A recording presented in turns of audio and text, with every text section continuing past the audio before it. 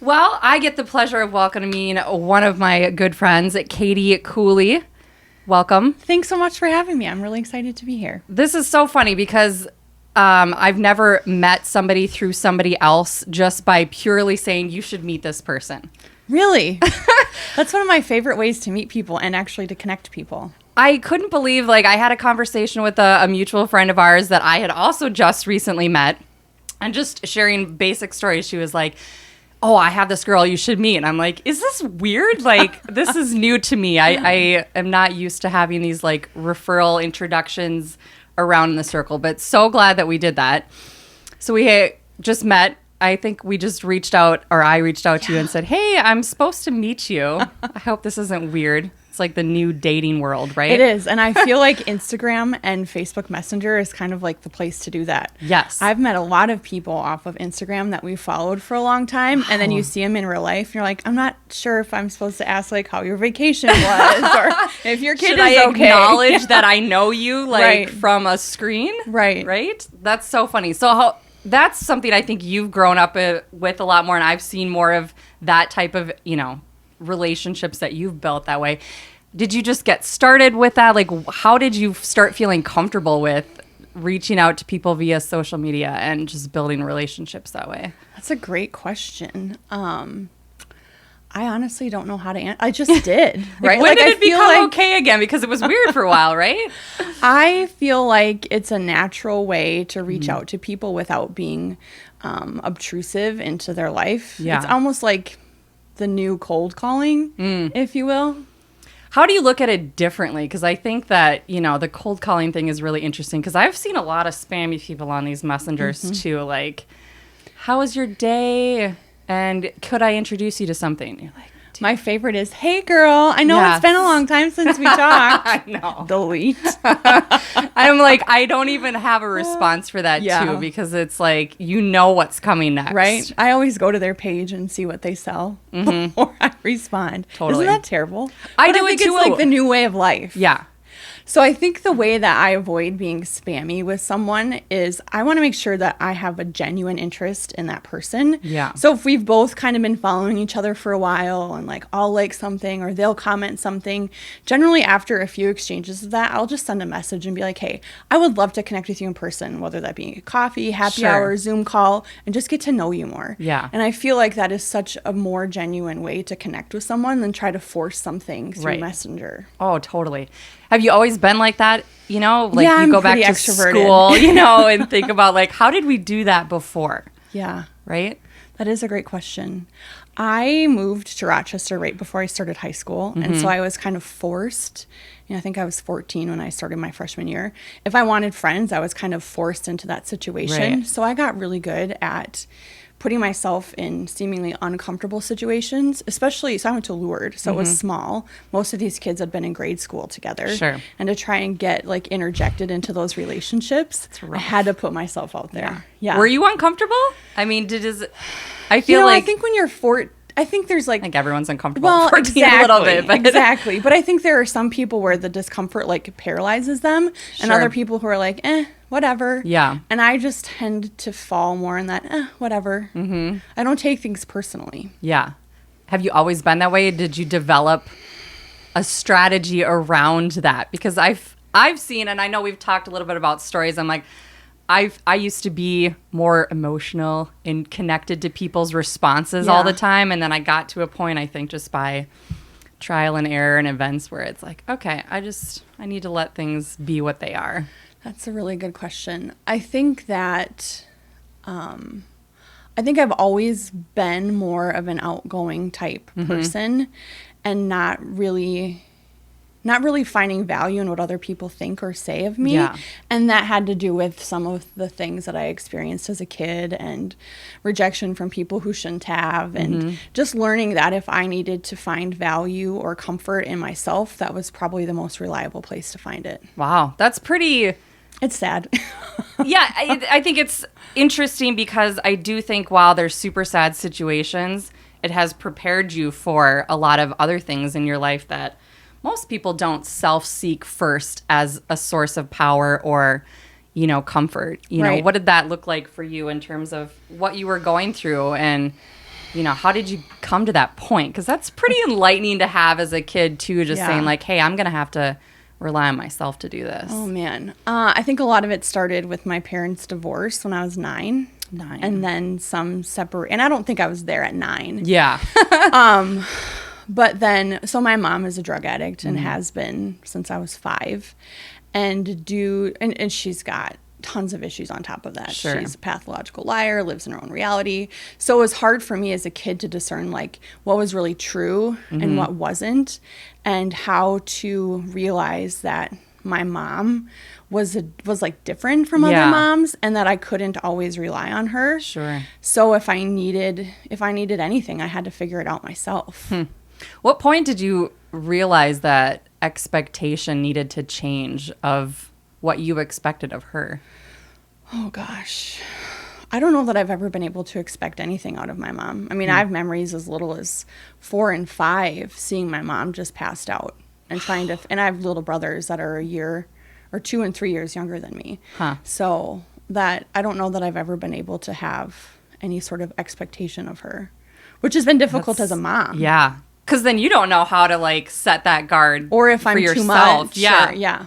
That's one thing I've noticed too in my life is, when your life is different, then you become the mom and you're like, I don't really know what this looks like, like what is too much, at this point. The other day, my daughter went for a ride, in a car with this girl from cheerleading, and I was like, I don't know how to handle this right now. Like, I'm trying to be like chill and cool with this, but I'm like, wait, you're just going to go walk around the mall. Do you understand who's there? Are you looking at who's standing outside these doors? I mean, there could be crazy people. I find that I have really frank conversations with my kids. Yeah. And I've always had that philosophy of being super honest with them and only answering the questions that they ask. Sure. Some people's response will be like, well, how could you tell your kids about that? Aren't you worried that it's too much information? And I found that if you just kind of let them lead the discussion, then you never get to that point where it's too much. Yeah. And factual too. Yes. Like I was trying to keep my emotional chill, going. I'm like, okay, well, there has been some recent things about people lurking in the mall and following people, like, I need you to keep your eyes open. Do you know what you would do? Right. And I think so much of that is just, I've explained to my children what sex trafficking is and some of the things that have happened at the mall and things that they need to be aware of. Right. So that if they do find themselves in situations like that, they know what to do. Yeah. And I'm somebody that has anxiety anyways. Right. And so that's always helped me. Yes. Kind of like mentally rehearsing, okay, if this happens, then what? Okay, then if this happens, then what? And that's always helped me feel prepared. So that's what I've done with my kids. I think that's huge. And I think a big, takeaway from a very uncontrollable situation and a cyclical, situation, that you do have to count on yourself and that you do have to sort of find ways to prepare and be able to pivot quickly when things change. Right. I think that's the scariest thing about parenting is that you're like, will you know how to handle this? Right. Because I'm not going to be there. And you don't want to tell them too much that like kind of takes away things. But at the same time, what I've realized is that through social media and, games that they play, kids know a lot. And I feel like that's every generation says that about the kids that come behind them. They know way too much than they should. Right. And as a parent, I feel like there's only so much you can do when it comes to monitoring and patrolling and policing, whatever you want to call that they do online. But I found that for me, at least for my 2 older girls who are 16 and 13, the less I police, the more they tell me. It's an interesting point that you bring up because I think a lot of people have that policing mentality about parenting. Right? Like you're talking about a different strategy, rather than I'm taking this away, I'm telling them what they can and can't do, I'm guiding every step that they take versus this other approach you're talking about, like, okay, let's talk about it and, give them the tools to try to make that decision. Yeah. How do you think that, your parenting style has changed just based on what you've experienced? You have no guidance or expectation and then you're trying to figure it all out on your own. What does that look like? Well, I think that I'm a pretty realistic mom. Most of Grace, and I love teenagers. Like everybody was always like, oh, teenagers are the worst. I love it. Yeah. I love when they're at my house. I love talking to them when they're Snapchatting with each other. I love it. And I think that because I I approach it more of like, how would I want to be treated in this situation? Now, of course, this isn't day-to-day stuff. If they do something wrong, it's a completely different approach. But I feel like I give them a lot of room to just be themselves. And I feel like that's important because like Grace has 2 years left of high school and then she's gone. Yikes. And as I think about that, like it makes me sick to my stomach. I start thinking about like, okay, have I prepared her enough? Does she know how to do the laundry? Like, you know what I mean? But then even more important things, like how would she handle this situation? Does she know what to do? Right. I think that's a really good point too, because it's like the building blocks are what, you know, you have to try to focus on because like, and being she a mom probably is hard. will suck at cooking. I mean, I know I did. I mean, I could barely boil water when I first like she's moved got out. like ramen down and scrambled eggs, so I feel like we're good. And knows not to put the metal in the microwave. That's really the other big no tin kicker, foil, right? For sure. Yeah. How does it look like, you know, from what you've experienced in terms of, you know, the expectation that was set for you, which, you know, was very little. You've had to guide yourself and empower yourself. How did you get through that? How do you continue to like level up and make those decisions about, you know, growing and getting uncomfortable? You've been through a lot of seasons, you know, and I think a lot of them have really required a lot of courage, which is, you know, a big part of why I wanted you on this show. Talk a little bit about some of those situations that were hard and what you had to decide to move through them. Oh gosh. That is kind of a loaded question. I think most, right? Like, where do I go? How deep do we get? I think most recently, probably the most uncomfortable and courageous, if you will, decision that I had to make was a massive career pivot. About a year ago, I realized that I wasn't happy doing what I was doing. And I had been kind of in that field and in that role for over 10 years, probably closer to 12. Wow. And then in the last 4, running my own business. And business was great. It doubled every year. My clients were great. I had people working for me. And I realized that I had everything I thought I wanted, and it wasn't where I wanted to be. As my business grew, I got further and further away from relational pieces. And ultimately, what brings me joy is connecting with people and really encouraging and empowering women. Absolutely. Those two things. And everybody always asks me why I went to school for women's ministry, knowing that I would never like work as a pastor. Yes. But it's because I always knew and have always believed in the power that we as women have, but not in a typical radical feminist way. Sure. If that makes any sense. I love that. And so when I got to this point about a year ago, I realized that something was wrong when I spent an entire week binge watching Downton Abbey at work. I was like, okay, something's not quite right here. And so I really just set out on this journey trying to figure out what didn't feel good and what I wanted to get more of in my life. And also, what did I really want my purpose to be? That's powerful. And it was scary because it was literally 180 degrees away from anything I would have ever thought. I mean, this opportunity had been presented to me 2 years prior, and I laughed, like literally laughed in the person's face. I could see that. And then the more I thought about it, the more I realized that it gave me an opportunity to really empower and encourage women in a place that is completely dominated by men and in a way that is so integral to every part of our life, but so intimate to talk about. And it's finances. Nobody likes to talk about money. Right. It's like being naked in front of a stranger. I don't know about you, but I don't like getting naked in front of myself. Right. Like no, that's that really honest conversation that you have to have. And I realized that in order for women to truly feel empowered in their lives, having a strong financial foundation was going to be key. Right. Because I know so many women, and I've been the woman that has stayed in a crappy relationship because you don't have the financial capacity to step out on your own. And like literally that's my mission. Yeah. 2 things: to always make sure people don't need to have a GoFundMe page, and that they're financially stable to stand on their own 2 feet if that's their choice.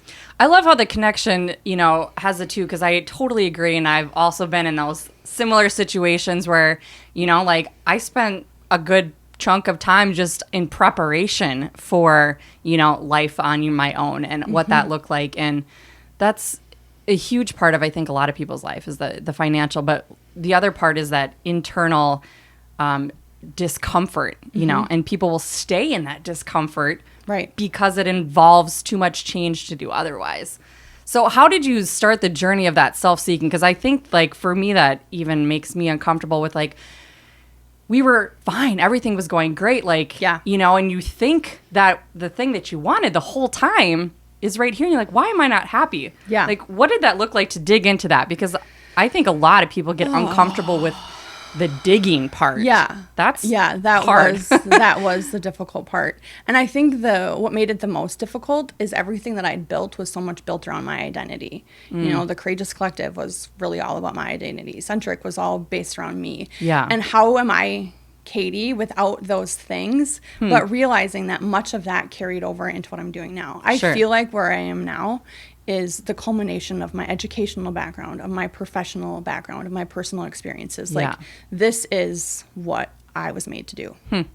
It's interesting because it's positioned as almost like the tool. Like, everything that you were doing was sort of in preparation for that. And, you know, whether it was finances or something else, the tool, you know, being that career Right. is still giving you the opportunity to get to the root of it, which I think most people have a struggle to get to. Yeah. And I think the key in all of that is to know two things. Like, always be open to things that you think are completely ridiculous. Yeah. And two, like, you got to take a risk on yourself. And I have always lived by the mantra of I would rather have failure after failure after failure than regret after regret after regret. Yeah. Failure is easy to get over. You learn something, you figure out how to do it differently next time, and you move on. Regret, Right. that is heavy.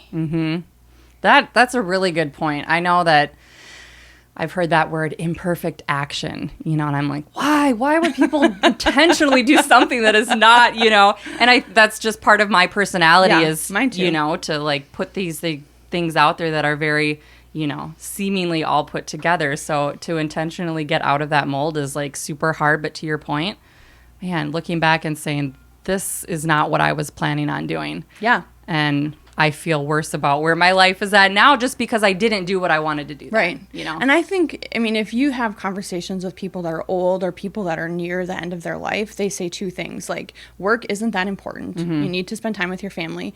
And also, I wish I would have. Yeah. And I don't want to have any I wish I would haves. Yeah. Fail. I'm all about that. Like, when I went through this process, I was like, okay, what is the absolute worst that's going to happen? I fail at this. Okay. Then what? Well, then there are going to be some people then I'm like, no, wait a minute. Like, that is where we have to stop. Sure. Is really giving a crap about what people think. Yeah. And that's hard to do.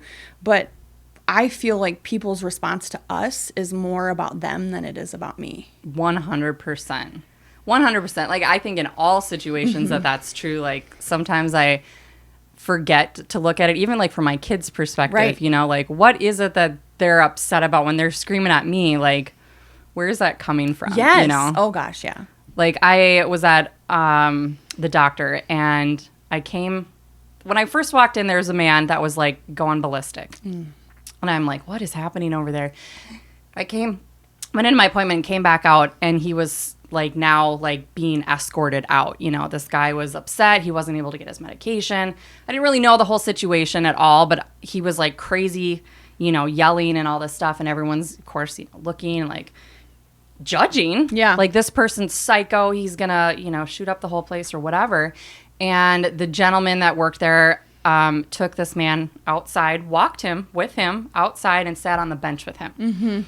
And I sat in my car, and I just like watched this like exchange, and I watched this guy show just the empathy and openness to, hey, maybe there's something more to this story. Right. And everything was de-escalated. And I took this picture, and it kind of got shared all over the place just because I said, like, let's take another look at what fuels people. And I think there's so many levels that we never get to because we're not open to it. Right.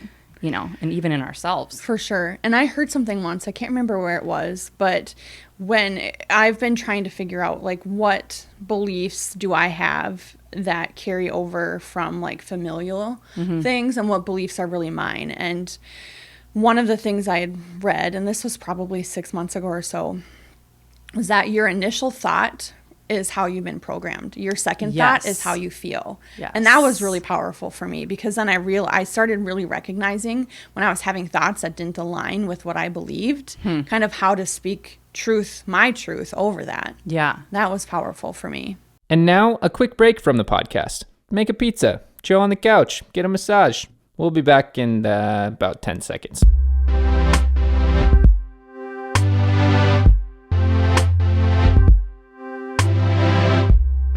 And now, back to the episode. That's a really good point. I think one of the exercises that, comes to mind is a 7 levels deep exercise. And to your point, the first thing is like, what do I want? Mm-hmm. What is it, in my head that I'm thinking is going to be successful? You're like, well, I want to make more money. Okay, why do you want to make more money? And you get 7 levels deep. You just keep asking that same question, Why? which at Why? first glance, you're like, this is stupid. Right. Of course, everyone wants money because they want to feel secure, but like when you really get down into the deep roots of it, I think it's mind blowing. You're like, did not see that one coming, Why is a pretty powerful question. Right.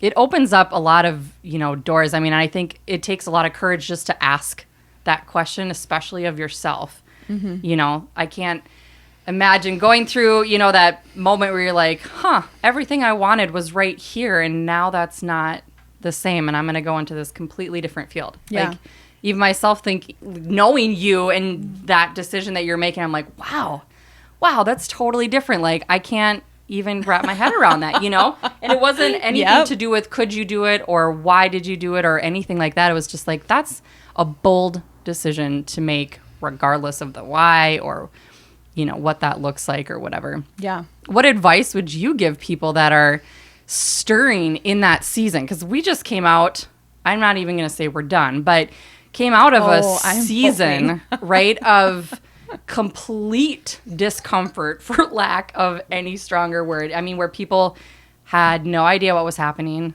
were, sort of being told what to think and what to do. Mm-hmm.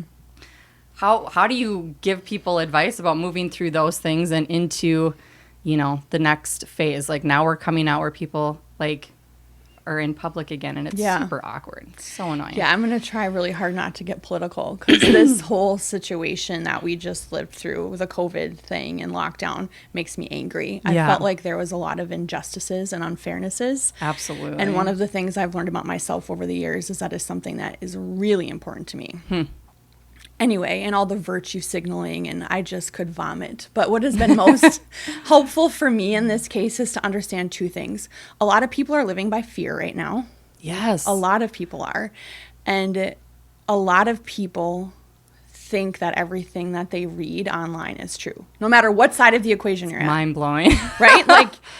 And people can read the same article and get something completely opposite of each other. Yeah. It's kind of like the Bible, really. Mm-hmm. Like you can pick apart the Bible and get it to back up anything that you believe. But so much of it, power of scripture, right, is it's context and having an understanding of everything. Mm-hmm. And so I think that when people are so quick to judge and point fingers at others, it has more to do with how fearful they are. Mm-hmm. And I am not someone that I'm not going to be dictated by anyone. Mm-hmm. And I'm finding myself trying to live in this place of respecting that other people feel differently, right, but also kind of getting to the point where I'm demanding the same respect for my beliefs. Mm-hmm. And that has made for some uncomfortable conversations. Sure. And I've really kind of stepped back from all media at this point. I look back, I like to read historical fiction a lot. That's interesting. Yeah, and also dystopian novels, which is a horrible idea right now. But I think about okay, when this was happening prior in our world, whether it was World War I, II, Korea, Vietnam, anything that had a massive impact on the way that people lived and how our comfort was, even 9/11, right? Right. Even back then, so in 2001, the media wasn't like it is now, right? Social media, I think Facebook existed, but primarily on college campuses. Yeah. But you go back to the 40s and 50s, the 40s, whenever, World War, I'm not going to fact check you. It was 40s into the 50s. people didn't have access to this information all of the time. And so there was much more autonomy of thought rather than groupthink. And if there's one thing I can't stand, it is indecisiveness and groupthink. So I guess that's two things. For sure. So I've just been encouraging people really to take a step back and figure out what is truthful for them. And I think that truth is different for everyone. Yeah. And ultimately, I feel like we can't disrespect or discredit who people are, but that doesn't mean we have to believe the same things. Right. The truth is an interesting concept. Like, how do you get people to that point? Because I think, one, we talked about the levels getting there, because to your point, I've seen people flip and flop over the same situation. Now they've got a different perspective, or now they've got this, and I think people they're like the magnet, they're just like, okay, looking to attach to something, that guides them out of wherever their, discomfort is. I feel like now more than ever, people are afraid to think for themselves. And that's why do you think that is? I don't know. It's something I really struggle with my daughters a lot. I honestly have no idea. And what's been really difficult for me is I have my middle daughter, Ava, is super introverted. She doesn't like to be in big groups of people, which is shocking because she does dance and she's in front of people all the time. And I don't know how to parent that. And so that's been my challenge with them, is trying to figure out, how do I parent somebody that has a completely different worldview than I do? Yes. And then how did that happen? Right. So I've been challenging the girls. This summer, I said, okay, I'm going to pick out one book for you. And if you can read that book in a month and write a 1-page paper on it, and we can have a conversation, I'll give you $50. Hey, I and like so that I've been idea. trying to, and they were like all gung ho. That's and $50, right? And then COVID happened, and they were stuck at home, and they're like, But we're kind of starting to get back into that. But picking books that I wish I would have read as a kid, like the 7 Habits for Highly Successful People, like those kinds of books for teenagers. I don't care if they believe the same thing as I do, but I want them to have a belief that is theirs. Yeah. I think that's huge. And I think, it gets back to that whole policing conversation, because I'm like, we could tell them what's right or wrong, or we could tell them, they have to have this curfew or this or whatever, but then they get out into the real world and they're not able to form their own opinion or stand on their own truth. And I think that's like a scarier place than if she can cook or not. She'll figure out how to eat, and I have to remind myself of that sometimes too. But that was one thing sort of that we've been challenged with, in this last season of, and she's gonna be 13, right? We're going into a hard. Is she going into 7th grade? She'll be 8th grade. 8th grade is the worst. So we came out of 7th grade, which was a little, iffy. We're still trying to figure it out. And then, with all this COVID stuff and, we kind of were reevaluating some friend groups, right?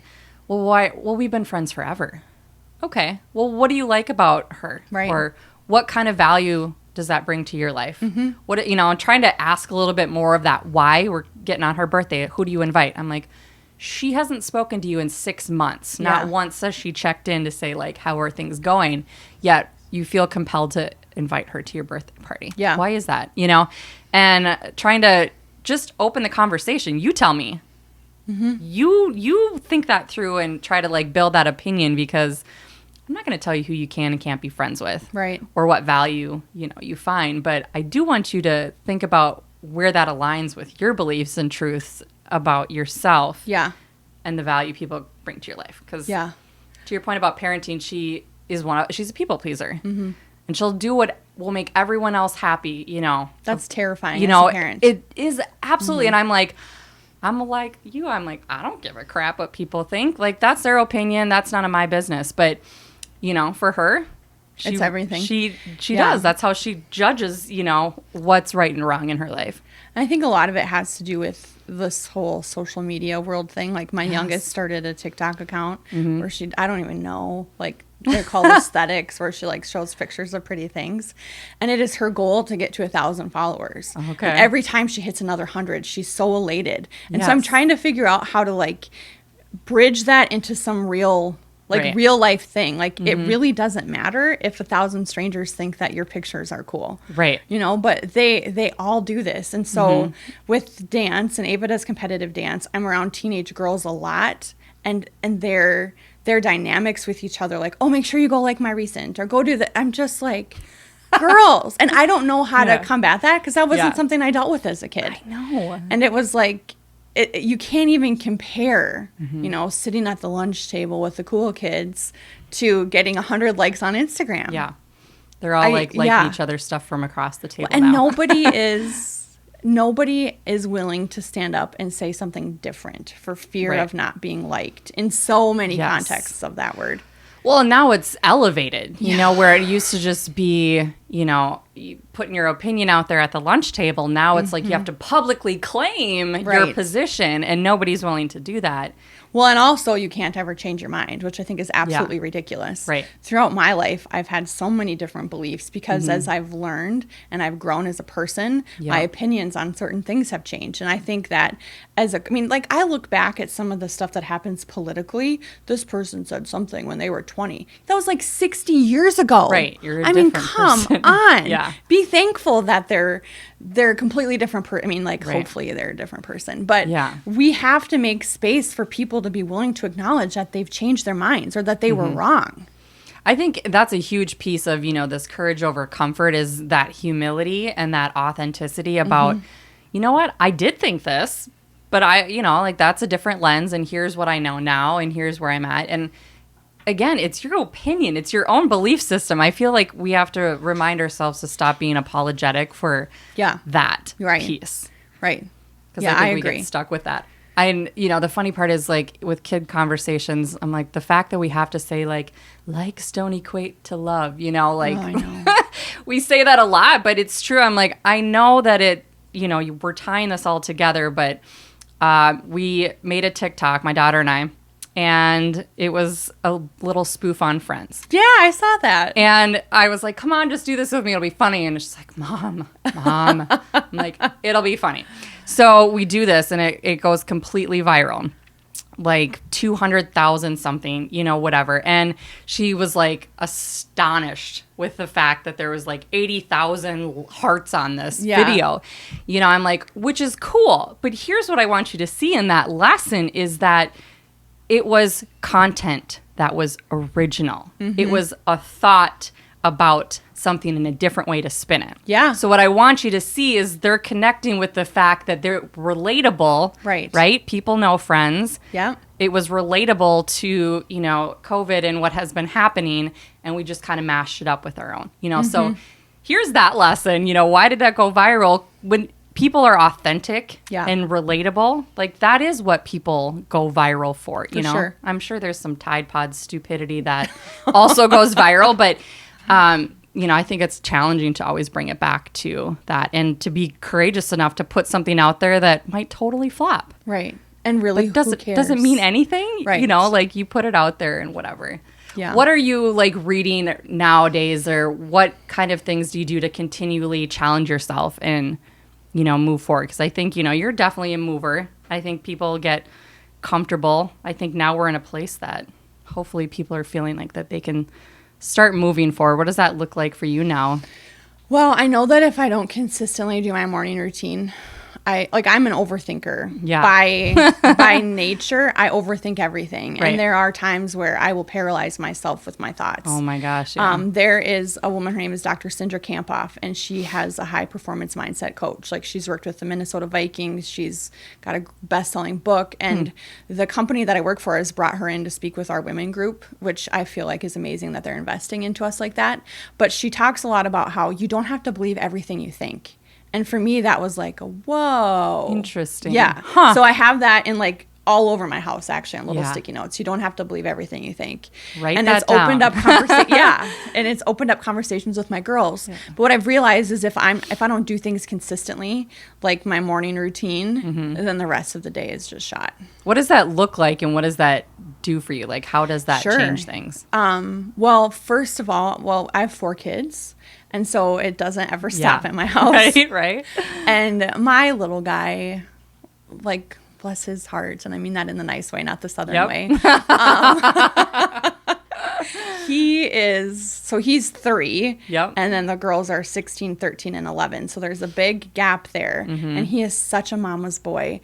And, you know, I had lots of years where I didn't have the hands-on part of parenting, and he doesn't stop talking. He's high. Like if I would have had a boy first, it would have been one and done for sure. I know that. I know that. He's high energy. He doesn't stop. And it is from the minute he wakes up until the minute he goes to bed. And he's super attached to me. And so the only time that I get to myself is when I wake up really early in the morning. Yeah. Like 4:30 in the morning, even when I don't have to work. Yeah. So I get up early.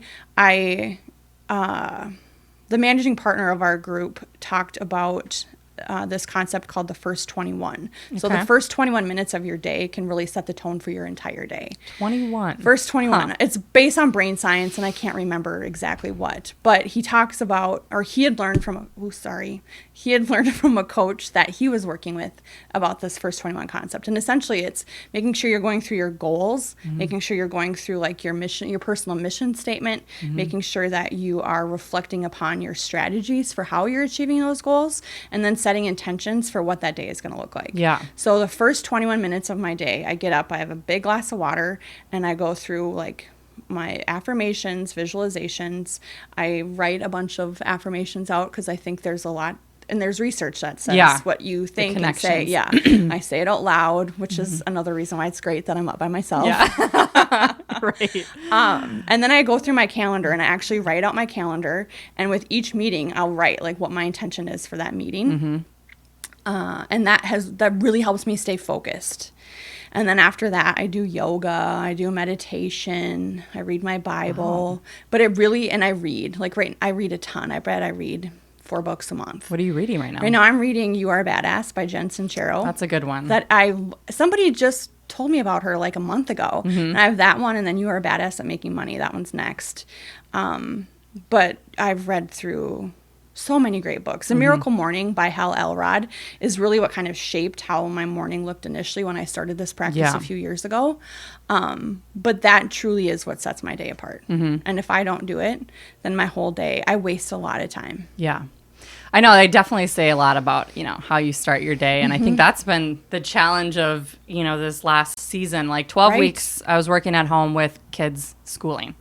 They're asking me questions. I'm like, I have no idea. If Alexa and Google don't know, like, just gonna say you're out of luck. Lifesaver. Like, ask Alexa. I honestly set up like a whole schedule in my Alexa, right? Like with tasks. Oh, wow. With chores that they eat. There's a chore thing on there that they could do and check off, and then they would get points and stuff for it. Oh my gosh, I need to hear more about this. And breaks. And it was more so for my sanity because I'm like, I need them to align with some structure because right now the chaos of not just how things had changed, but like the mental explosion that happened between, all 3 of us that were at home all day, every day. Yeah. It was like, okay, how do we figure this out? Like, how do we keep moving? Yeah. Because everything changed. It was really difficult for my kids mentally too, to be home. I mean, they're not extroverts like me, but they still crave relationship like I do. Right. And we went through a lot of mental health days, if you will. Oh, gosh, yeah. And I realized in this process that I don't send my kids to school for them to learn. Like, they learn things, and that's great, but it's mostly for them to be around other people and to learn how to interact as humans. And I did not have a schedule for my kids. They had to be out of bed by 3:00 so they could check in for the day.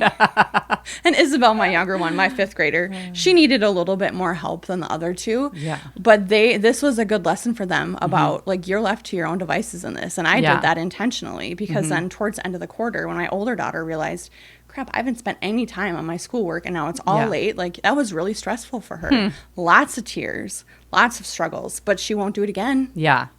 I think you have to, I think to your, fail point, they have to fail. And that's the hardest part of a parent, I think, is watching them. And we'll give them all the grace in the world, but God forbid if we give it to ourselves. Right. And I think that's just a hard lesson for, anyone to learn. Like, how did you give yourself the grace to make the choice to pivot like you did? And so much of that goes back to, I didn't want to have any regrets.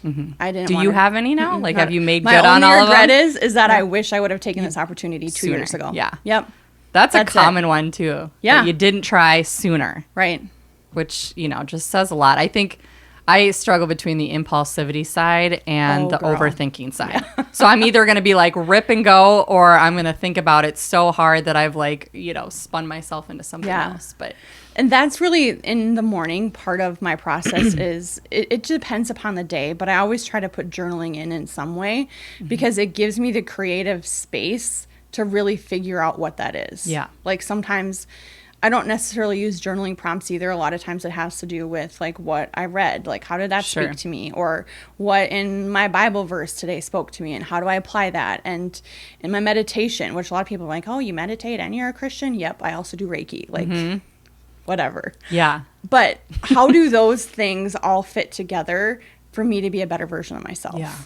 I think that's powerful because I think for me personally, the journal prompting is too much task, right? Like then to your point, you're not Just creatively one more thing to open. do. I'm like, okay, here's my 5 things or That I'm whatever. And I'm grateful just for. going through that motion of Yeah. like, what am I grateful for besides coffee right now? Like I felt myself doing that a lot, but I think the more the openness, of that itself is powerful too. And I've learned too in that process that it's okay to be grateful for things that aren't seemingly grateful. Like I'm grateful that I feel anger over this. And then it gives me almost like permission to feel that. Yeah. And I think that we need to do that more because a lot Absolutely. of us are really angry and that's okay.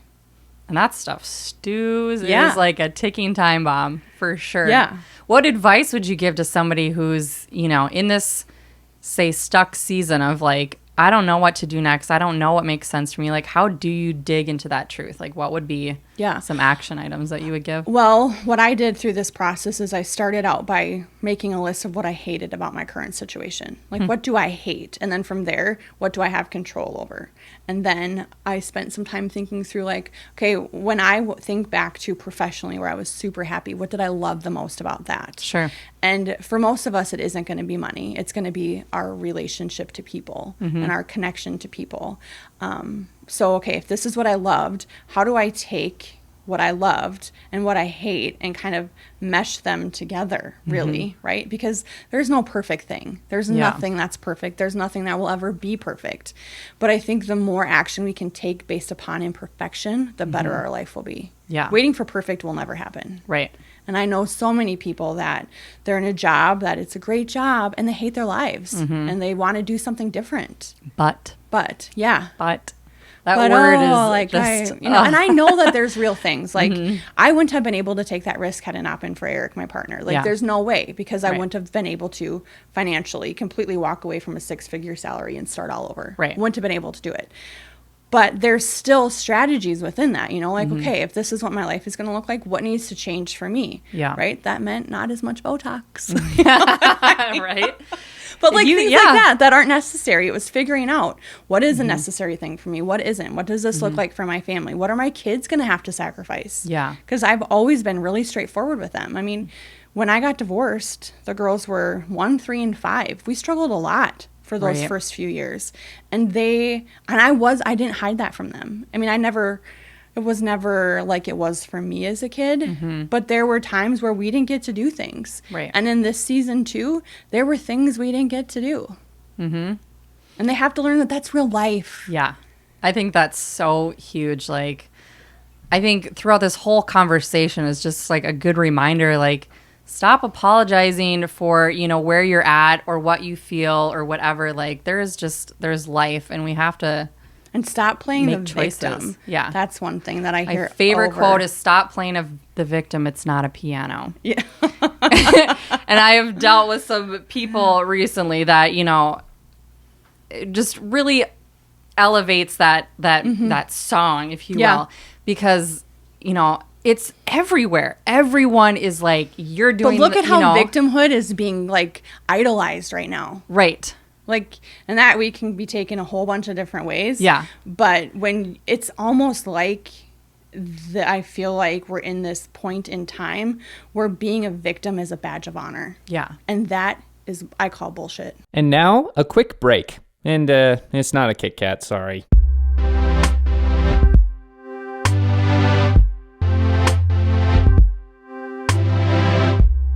And now back to the episode. That's an interesting perspective. And I think that, as you kind of go back and look at those like social media and how things have like changed or whatever, like it really drives people's perception, Totally. like what becomes popular. Like last year we dealt with some like, suicidal conversations like within friend groups of my daughters. And I'm like, okay, they're acting as though like this is some sort of I know. the cry for help, but also like, me too. And I think everyone wants to be a part of something. I think that's why these things take hold, but again, getting back to that truth, I try to communicate that to my daughter. Like, we are not victims of our situations. We always have a choice. Yep. Always. Is it fun? Easy? Great? Like, no, not always, but I'll be damned if you'll ever believe that you don't have a choice in something. And I think that's where I get strongly, behind the courage over comfort, because yes, you could choose comfort, and that might be the disgusting realm that you're constantly complaining about, but you do have a choice. Totally. Is the courage to completely change your career and change your family. Like, oh, that mom guilt, she should feel badly for changing that, like, why? I'm not changing your family. I'm not even talking about your family. Like, this is what we're doing. And what I'm showing my kids is a lesson that's way more important than if they, got this shirt or not. Yeah. Or, whatever. And I think we could have whole conversations about mommy guilt and all of that, but I think that's a farce. And I think that is another thing that women put on as a badge of honor. Why should I feel guilty? My kids are taken care of. They have everything they need. Yeah. I'm a present and patient mom most of the time. But I'm not just their mom. Right. There's so much more to me than just their mom. Right. Now, that's a huge part of my life, and I love them, obviously. And I shouldn't even have to say that, right? Yeah. Like, duh. But we're in a world that says if you don't do this, you're this. I'm like, sorry, I'm not a PTA person. Like, I tried. I'm not a minivan person, like whatever. Like, there's just certain things that I'm like, that's not me. Like, I am not the mom that makes cute little stuff and sends it off for Valentine's and every other freaking holiday. That's not me. Like, you will get something from Costco. Like, you do you, right? Right. Like, there needs to be space for everything. Yeah. And I think that's so much of what we're seeing right now is it's so one-sided and everything is so divisive. Like, no more can you have a conversation with someone that believes differently than you and have it be civil. Yeah. It just doesn't happen because people automatically go immediately to making it a personal attack. Right. Right away. Yeah. And that I feel so like true. I feel So like true. that is something that maybe it's the schools, maybe it's home, maybe it's a byproduct of being helicopter parents that happened in the late 90s, right? Like, maybe it's all of those things, but I feel like my job as a mom is to teach my kids to step out, use their voice, and also realize that there are implications and consequences to everything. Yeah, I agree. And I think the voice is so powerful, like, that one, they have one, and two, that it's valuable. Right. And it doesn't always have to go with the status Their quo or friends. whatever their friends say. Even me.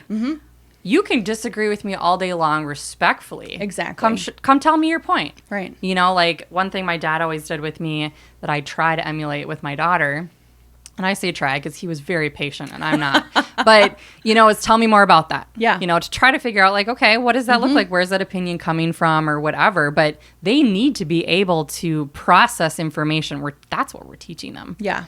Not like what to think, but how to process information and develop their own opinion. How to think is far more important than what to think. Right. Yeah, we had something really similar to that with the whole march out for gun violence that happened a couple years ago. Okay. And my daughter felt one way and I felt another. And as we had conversations where she learned how to remove her emotion, she got to the end of it, she was like, gosh, you're right. I'm like, that has to be your choice. I mean, I know I'm right. Yeah. You have to own that for yourself. Right. And it's like the thing that I hated most about school this season and why I'm not a proponent for distant learning is because all they got for the majority of their work was tasks. Yes. It was like, do this worksheet, fill this out. And it was like, Malia's like watching a video and like writing down the answers as she go. And I was like, there was very little about challenging thought, like our learning was, Mom, I want to make this. Okay. Well, can you tell me what I need to get? Nope. Like they wanted to do, some sprinkler thing or whatever. Yeah. I was like, okay, figure out how to make it happen. Yeah. I'm not here. Yeah. Right. I mean, and I will say, I can't imagine what it was like to be a teacher in all of this. Yeah. To have, you're dealing with so many different families and so many different kids. And I feel like our school district did an amazing job with that. But I also felt some of those same things. Yeah. Like if this is what their tasks are for the day, how much time are we talking to them about like being good people? And that's a class that I know that for sure my middle schooler gets. Right. I think they call it bears maybe. Okay. Where it's more about like relational things. Yeah. And they miss out on that. Right. There's no like conflict resolution because if you're having an issue with your friend, you just block them on Snapchat and move along. Oh my gosh, right? I know. I think it was a good, challenge. I think, for someone that deals with anxiety, I know you do too. And the first like week was like, deer in headlights. Like, I don't even know what's happening right now. Like, and then there was, in the middle where we're like, okay, we kind of got this. And then it kind of all fell apart again because we were bored. Right. And, eventually we came out of it. But, we did some intentional things that, as I went through, like part of me was like, I just need to survive. Yeah. Right? Like people are like, oh, you're such a creative parent. I was like, no, I'm a working at home parent. That was like, if I stick a sprinkler under the trampoline, they won't bother me for 3 hours. Do they put dish soap on it too? They didn't do that. Oh, they should. It's fun. I'm a little, my whole goal was to get through this with no broken bones. Yeah. Well, So cheers to you. we did. We survived. But, I think the hard knock part of the thing was I heard a disagreement on the trampoline. The kids, we had a couple neighbor kids after we sort of like lifted our own restrictions. And Oh, we did too pretty early on. yeah, dude, we had to survive. But hearing them like have this disagreement, at first I was like, okay, I should go stop this or whatever. And then I was like, you know what? Nope. They need to figure this out for themselves. And we've had to figure out all of these situations for ourselves. And, for some reason, we keep trying to guide our kids in a way that like, okay, I need to teach them this. But I'm like, how did I learn though? Yeah. I learned by my dad saying, cool, peace out. I'll see you at 6 p.m. tonight. Yeah. Good luck all day. Yeah.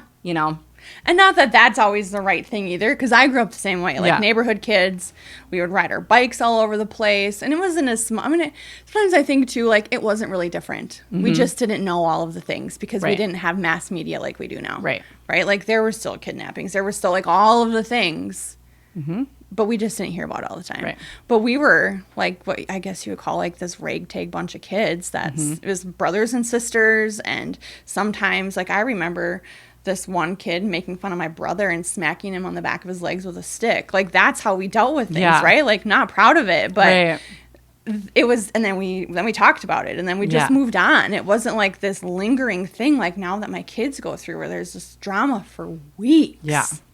Like let's just call it out. Like I think if I can try to help my kids do anything, like I'm like, I get that it's uncomfortable to stand up, and I get that it's uncomfortable to like, put yourself in a conflict or what have you, but just call a spade a spade. Let's get done with it. You know? I think the real problem now, though, is parents were all so different. Like back when we were kids, so true, yeah. Parents were very much like, figure it out. Right. I don't remember any mom ever getting involved in anything. Yeah. Other than like, I told you so. You know what I mean?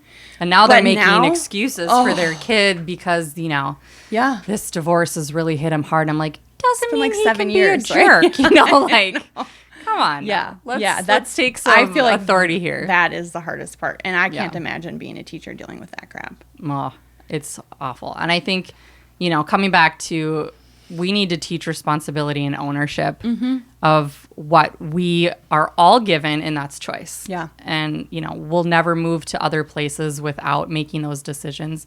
Hard or not choosing is still a choice. Right. Choosing to do nothing is still Absolutely. a choice, right? And I think that's, the underlying thing of all of it is we always have a choice. Yep. And we can choose to be a victim. We can choose to move forward. Yeah. What would be like do you have like a mantra or like a quote or something that you just really like truthfully build kind of like your decision-making process? I do. And, It is, you are always enough and you are never too much. I've never that. struggled I love with that. feeling like I wasn't enough, but I've often been told that I'm too much. And I don't believe that anymore. That's amazing. I know I am always enough and I'm never too much.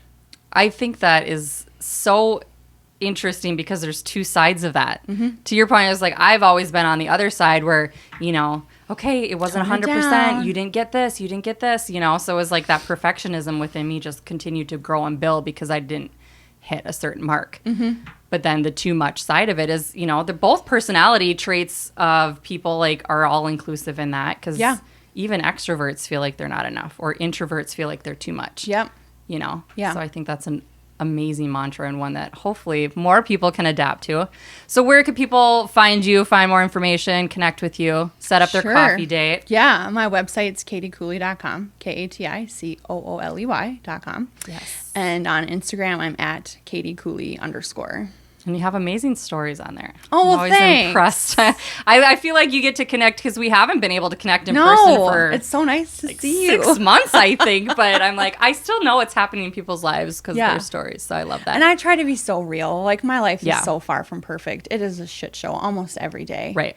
But it's real. And I think everybody's life is that way. Yeah. So you're not going to find a perfect grid on Instagram. And my house isn't Yeah. perfect. And I don't always look perfect. And that's okay. Because I've Right. stopped trying. Like, Yeah. really.